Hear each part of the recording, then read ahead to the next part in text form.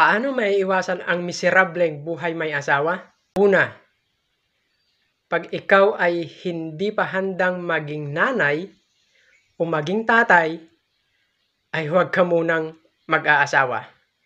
Si Satanas ay kanyang inilalagay sa isipan ng mga kabataan na para maging masaya ay kailangan mong mag-asawa. Ang buhay may asawa ay isang responsibilidad. Maraming mga pananagutan ang kailangang gampanan sa buhay may asawa. Kailangang mag-provide ang tatay para sa kanyang family. Kailangang alagaan ng nanay ang kanyang mga anak at marami pang mga bagay. Kaya kung hindi ka ready sa mga bagay na ito ay huwag ka munang mag-aasawa. Pag hindi ka ready, ang buhay ng inyong pamilya ay magiging miserable. At yun ang gustong-gustong mangyari ni Satanas.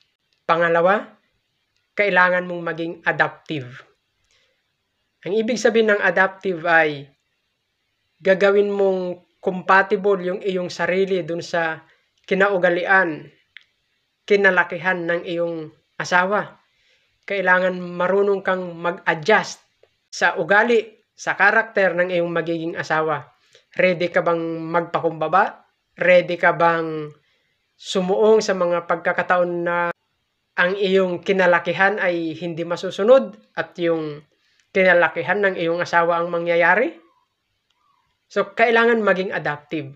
Kung hindi, magkakaroon ng patuloy na mga pagtatalo, hindi pagkakaunawaan, mga masalimuot na mga argumento sa buhay may asawa.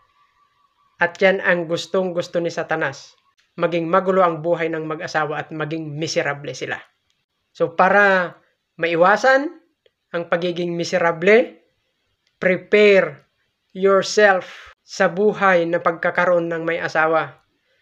At palagi nating sinasabi, idalangin sa Diyos ang iyong plano ng pag-aasawa para magkaroon ka ng guidance at magkaroon ng isang masayang pamilya.